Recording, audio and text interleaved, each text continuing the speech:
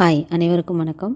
இன்றைக்கி நம்ம area and வால்யூமில் ஒரு ப்ரீவியஸ் இயர் சம் பார்க்கலாம். இந்த சம்மை பாருங்கள். ஒரு கூம்பு வடிவ கூடாரமானது 9 நபரை வைத்துக்கொள்ள இயலும். ஒரு நபருக்கு 12 மீட்டர் தரையளவும் 160 கனமீட்டர் காற்று சுவாசிப்பதற்கும் தேவைப்படுகிறது எனில் கூடாரத்தின் உயரம் என்பது என்ன அப்படின்னு கேட்டிருக்காங்க. இதில் எந்த ஒரு டேட்டாஸும் டைரெக்டாக கொடுக்கல, நம்ம தான் டிரைவ் பண்ணணும்.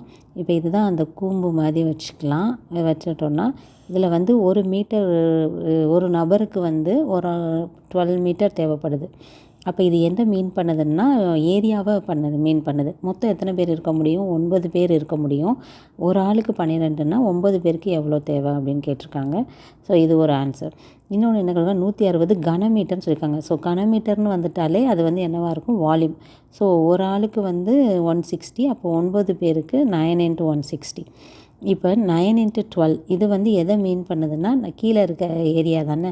கீழே இருக்க ஏரியா வந்து என்னதுன்னா சர்க்கிள். ஸோ இது வந்து எதுக்கு ஈக்குவல்னால் சர்க்கிளோட ஏரியாவுக்கு ஈக்குவல். சர்க்கிளோட ஏரியாவோட ஃபார்முலா என்னென்னா πr². இந்த 9 × 160ன்றது இந்த கூம்போட கன அளவு. கூம்போட கன அளவுக்கான ஃபார்முலா வந்து என்னது? 1/3 πr²h. நம்ம எதையுமே இப்போதைக்கு சால்வ் பண்ண வேண்டாம். ஏன்னா இதில் இருக்க πr² இதில் போட்டு நம்மகிட்ட என்ன கேட்டிருக்காங்க? இந்த h தான் கேட்டிருக்காங்க. ஹச்சோட வேல்யூ தான் கேட்டிருக்காங்க. ஸோ டைரெக்டாக நம்ம இதை சப்ஸ்டியூட் பண்ணலாம். இந்த இதில் சப்ஸ்டியூட் பண்ணுவோம். 9 × 160 = 1/3 πr²க்கு பதிலாக இந்த வேல்யூவை சப்ஸ்டியூட் பண்ணலாம். 9 × 12 நம்ம ஹச் தான் கண்டுபிடிக்கணும். ஸோ ஹச் இங்கே இருக்குது. ஸோ இப்போ இதை அடித்து கொடுக்கலாம். இந்த 9 இந்த 9 கேன்சல். இது வந்து 4ஆல் அடி ஆகும்.